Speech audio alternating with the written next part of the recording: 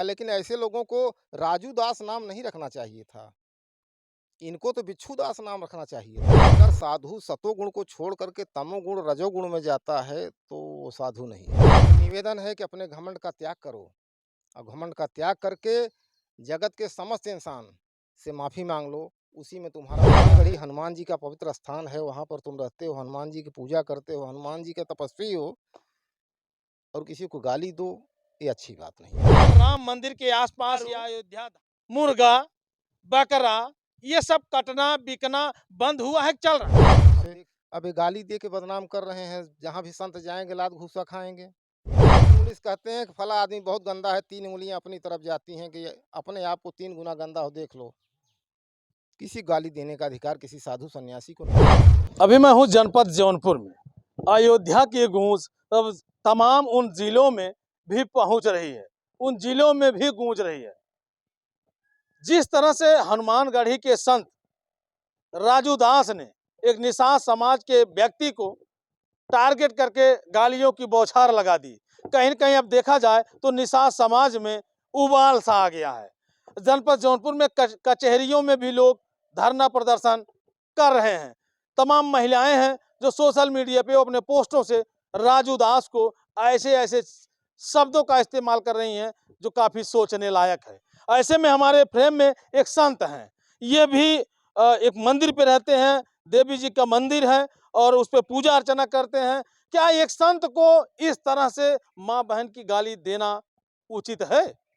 आज तमाम इन सवालों का जवाब हम इन्हीं संत से लेंगे, क्योंकि बहुत सारे लोग अपनी बातों को रखते हैं कि संत को गाली नहीं देना चाहिए, संत को ये नहीं करना चाहिए, संत को वो नहीं करना चाहिए। तो हमारे फ्रेम में संत हैं, आइए बातचीत करते हैं। बहुत बहुत स्वागत है बाबा जी। भैया आपके चैनल के जितने दर्शक हैं, माँ भगवती आदिशक्ति कृपा से सबका कल्याण हो। कैसे हैं आप? बहुत बढ़िया है, बहुत अच्छे हैं। एक वीडियो सोशल मीडिया पे बड़े तेजी के साथ चल रहा है, हनुमानगढ़ी के जो संत हैं राजू दास, क्या गजब की गालियां दी है। साधु जो है सतोगुणी होना चाहिए। क्या होना चाहिए? सतोगुणी। उसी पे कहा गया है कि साधु ऐसा चाहिए जैसा शुभ सुभाए, सार सार को गहिर थोथा दे उड़ाए। अब अगर साधु सतोगुण को छोड़ करके तमोगुण रजोगुण में जाता है तो वो साधु नहीं है। जिस तरह से महंत जी ने गाली दिया है, गाली इनको नहीं देना चाहिए था, क्योंकि ये जगत है, मनु शत्रुपा की दुनिया है, सब इंसान हैं। जाति बिरादरी तो बाद में बांटी गई है। सब इंसान हैं और सभी इंसानों से एक साधु को प्रेम करना चाहिए, क्योंकि जिसकी तपस्या कर रहे हैं, चाहे हनुमान जी कर रहे हों, चाहे श्री राम जी भगवान श्री राम कर रहे हों, सब सब में समाये हैं। पूरी दुनिया राममय है, पूरी दुनिया हनुमानमय है। कहीं हनुमान नहीं है ऐसा ऐसा जगह नहीं है। हनुमानगढ़ी हनुमान जी का पवित्र स्थान है, वहाँ पर तुम रहते हो, हनुमान जी की पूजा करते हो, हनुमान जी के तपस्वी हो और किसी को गाली दो, ये अच्छी बात नहीं है। क्या माएँ अलग-अलग होती हैं क्या? नहीं, नहीं, जगत की समस्त माएँ एक हैं। माँ भगवती आदिशक्ति का 1008 रूप है, उसमें नारी का भी एक रूप है। जात बिरादरी नहीं है, जात बिरादरी तो यहाँ बनाई गई है। सब मनु शत्रुपा के संतान हैं। मनु शत्रुपा ने किसी को अलग नहीं किया था। ध्यान दीजिए कि ब्रह्मा जी की रचना में सर्वप्रथम मनु और शत्रुपा हैं। कर्मानुसार जैसे सतयुग में सब कुछ अच्छा था, त्रेता में कुछ परिवर्तन हुआ, द्वापर में कुछ परिवर्तन हुआ, क्योंकि द्वापर में जो है 3 पैर पे धर्म हो, सतयुग में चारों पैर, त्रेता में 3 पैर, द्वापर में 2 पैर, कलयुग में 1 पैर पे धर्म है। अब कलयुग में संत लोग गालियाँ देंगे। ऐसा है कि भाई देखिए, राम रहीम और आसाराम सारे संत को बदनाम कर दिए थे। ध्यान दीजिएगा अपने कर्मों से। अब ये गाली दे के बदनाम कर रहे हैं, जहाँ भी संत जाएँगे लात घूसा खाएँगे। अच्छा, क्या इनके अंदर संत के कुछ ऐसे लक्षण हैं जिससे लगता है कि महंत हैं या संत हैं? और अयोध्या धाम पावन धाम है, जिसकी गूंज पूरे विश्व में है। और बताइए, जिसकी गूंज पूरे विश्व में है, उस धाम का महंत माँ की और बहन की गाली देता है। कितनी शर्मनाक बात है। हम कहते हैं देखिए, गाली दे करके अपने मुँह मियाँ मिट्ठू बनना अच्छी बात नहीं है। राजू दास को जगत के समस्त इंसानों से माफ़ी माँगनी चाहिए। जात बिरादरी ना देखें, इंसानों से माफ़ी माँगे। कोई मछली भात खाया, ध्यान दीजिए, तो सावन में मछली भात तो खाना ही नहीं चाहिए। अगर खाया तो अपना अपना सब कुछ समाप्त किया हो, उसमें साधु सन्यासी क्या जाता है। एक उंगली से कहते हैं कि फला आदमी बहुत गंदा है, 3 उंगलियां अपनी तरफ जाती हैं कि अपने आप को 3 गुना गंदा हो देख लो। किसी गाली देने का अधिकार किसी साधु सन्यासी को नहीं है। अच्छा साधु बाबा जी, सुनिए सुनिए, साधु का काम है कि धर्म का प्रचार हो, अधर्म का नाश हो, जन जन का कल्याण हो, हाँ, जिससे एक अलग रास पैदा हो। साधु सन्यासी के प्रति सबका जो समर्पण था, देवी देवता के प्रति सबका समर्पण था, वो बना रहे। जिसकी माँ को गाली दिया गया, जिसकी माँ को गाली दिया गया, वो व्यक्ति कह रहा है अगर राजू दास की माँ मेरे सामने आएंगी तो मैं उनके चरण पकड़ लूंगा। बहुत अच्छा कह रहा है, क्योंकि वह जो है शिक्षित आदमी है, नपातुला आदमी है, इसलिए वो चरण की बात कह रहा है। और एक तरफ महंत जी गाली दे रहे हैं। मैंने देखा कहीं मुलायम सिंह यादव को गाली दे रहे हैं, कहीं उनके बेटों को गाली दे रहे हैं, कहीं शंकराचार्य को गाली दे रहे हैं, कहीं किसी को गाली। अरे भाई, तुम तो महान हो कि तुम्हारे ऊपर योगी आदित्यनाथ जी का हाथ है, जो एक संत शिरोमणि हैं, उत्तर प्रदेश के सीएम हैं। लेकिन घमंड नहीं आना चाहिए मान्यवर। मेरा तो निवेदन है कि अपने घमंड का त्याग करो, और घमंड का त्याग करके जगत के समस्त इंसान से माफ़ी मांग लो। उसी में तुम्हारा भला है, और हनुमान जी के दरबार की महिमा और ऊंची हो जाए। अच्छा, जिस प्रकरण को लेकर के ये भयंकर बवाल मचा हुआ है, वो प्रकरण था कि अयोध्या धाम में मछली भात का आयोजन, जबकि सूत्रों के द्वारा ये जानकारियां मिली हैं कि अयोध्या धाम से लगभग 25 से 30 किलोमीटर दूर ये प्रोग्राम था। अब वहाँ क्या बना क्या नहीं बना, कौन खाया कौन नहीं खाया, ये इसका कोई प्रूफ नहीं है, कोई वीडियो नहीं है कि उसमें जो है अजय राय मछली भात खा रहे हैं या उनके पार्टी के लोग मछली भात खा रहे हैं। इसका कोई प्रूफ नहीं है। अच्छा, आप भी अनुभवी हैं, आपकी उम्र हो गई है और समस्त दुनिया को देखते हुए आज आप बैराग धारण किए हैं, आप संत शिरोमणि हो गए हैं।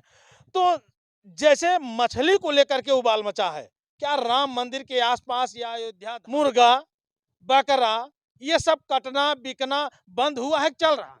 अब देखिए भाई, देखा तो नहीं गया है। अगर ऐसा हो रहा है तो नहीं होना चाहिए, ध्यान दीजिएगा। तो सबसे पहले यही बंद होना धाम चाहिए। में ऐसा नहीं होना चाहिए। अगर हो रहा है, दारू बिक रही है, मटन की दुकानें हैं, तो पहले बंद कर दी जाएँ। क्योंकि वो धाम है, सनातन सभ्यता का धाम है, सनातन धर्म सर्वप्रथम धर्म है। मनु शत्रुघ्न की उत्पत्ति के बाद सनातन धर्म का ही प्राकट्य हुआ है। उसके बाद तो नदी एक घाट बहुतेरे हो गए, वो अलग बात है। अच्छा, जो संत बनता है, जो महंत बनता है, उसके लक्षण क्या होने चाहिए, उसके अंदर गुण कौन कौन से होने चाहिए? देखिए, युग्म के रूप में 3 गुण, मजबूत गुण हैं। ध्यान दीजिएगा। ये हर पुरुष के अंदर विराजमान है, सतोगुण, रजोगुण और तमोगुण। सतोगुण का परिभाष है, जिससे मैं इस समय सतोगुण में बोल रहा हूँ। ध्यान दीजिए, ये सतोगुण है। अगर किसी बात को लेके घमंड में आ गए, जैसे राजू दास, ध्यान दीजिएगा, तो ये तम रजोगुण हो गया। अगर किसी को गलत निगाह से देख रहे हैं, ध्यान दीजिएगा, आपकी निगाह गलत हो गई, जिसे हमें नहीं कहना चाहिए, उस रूप में गए, तमोगुण हो गया।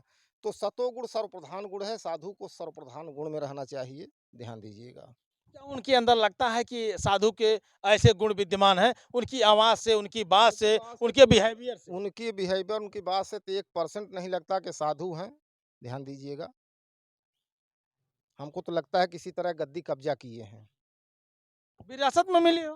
नहीं, विरासत में मिलती है, ध्यान दीजिएगा, लेकिन ऐसे लोगों को राजू दास नाम नहीं रखना चाहिए था। इनको तो बिच्छू दास नाम रखना चाहिए था। डंक मारते रहते हैं हमेशा, है ना।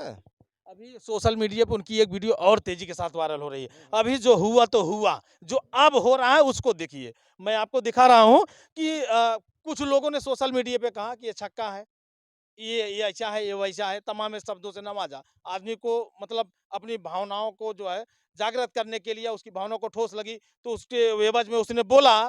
तो राजू दास ने क्या कहा जानते हैं? उन्होंने कहा कि मेरे पुरुषत्व को अगर देखना है तो महिलाओं को मेरे पास भेज दीजिए। तब तो भाई एकदम साधु नहीं है। इनको तो उस महंत पद से ही हटा देना चाहिए, गद्दी से ही हटा देना चाहिए। हनुमान जी की गद्दी, ब्रह्मचारी की गद्दी, और उस गद्दी पर बैठ करके भोगी बैठा हो, भोगी को हटा दिया जाए। मैं तो निवेदन करूंगा योगी आदित्यनाथ जी से और नरेंद्र मोदी जी से कि हनुमानगढ़ी का जो ट्रस्ट है, उस ट्रस्ट से ही इनको बाहर किया जाए और ट्रस्ट को जो है निलंबित कर दिया जाए। ये वहाँ पे रहने लायक हैं या नहीं? एकदम नहीं। अगर इस तरह की बात है तो नहीं है, ध्यान दीजिएगा। अगर इस तरह की बात है कि भाई मेरे फुर्सत को देखना हो तो नारियों को मेरे पास भेजो, तो ये साधु की वाणी नहीं है, एकदम नहीं है। जैसे अगर देखा जाए तो जिस व्यक्ति को ये गाली दी, उस व्यक्ति ने सिर्फ इतना कहा था, कुछ ऐसी बातें थी मछली भात को लेकर के, उसने कहा कि चुप। तो चुप का मतलब माँ बहन की गाली देना या उसकी एवज में उसको डांट देना चाहिए था? भाई उसमें आप कह देते हैं कि मैं इस डिबेट का बहिष्कार कर रहा हूँ, डिबेट का बहिष्कार कर रहा हूँ कि एक व्यक्ति हमको चुप बोल रहा है। मैं सन्यासी हूँ, इसके आगे कुछ नहीं बोल सकता। सन्यासी का धर्म यही है कि धर्म का प्रचार हो, अधर्म का नाश हो, जन जन कल्याण हो। अगर ये चुप बोल रहे हैं तो मैं हट जाता हूँ डिबेट से। यदि क्षमा मांगते हैं तो मैं पुनः डिबेट में आ जाऊँगा। इस तरह से होना चाहिए था, किसी को गाली देना उचित नहीं है। सबसे बड़ी बात है संत जी कि 2 महिलाएं उस डिबेट में बैठी थी और उसी डिबेट में वो भी थे, उसी डिबेट में वो भी थे और महिलाओं के सामने इतनी अश्लीलता के साथ गाली दी गई, वो महिलाएं कैसे सुनी होंगी? अरे भाई महिलाएँ तो माता स्वरूप हैं, उनका वंदन करना चाहिए। हाँ, मैं तो जगत की सारी महिलाओं को, नन्ही से बच्ची हो चाहे बुढ़िया हो, सबको माता कहता हूँ।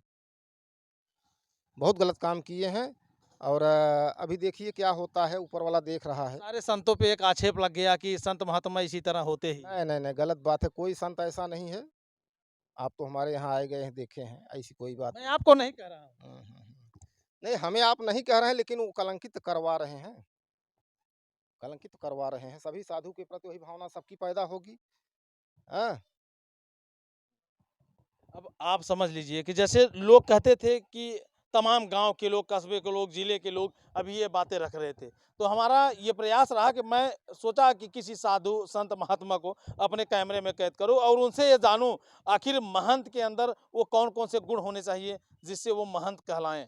संत के अंदर ऐसे-ऐसे कौन से गुण होने चाहिए जिससे वो संत कहलाएं। देखिए संत जो होता है क्षीर निर्विवेकी होता है। अपने सामने जितनी जनता बैठी रहती है, सबके गुण दोष को देखते हुए उनके सारे पोजीशन का समन्वय करते हैं।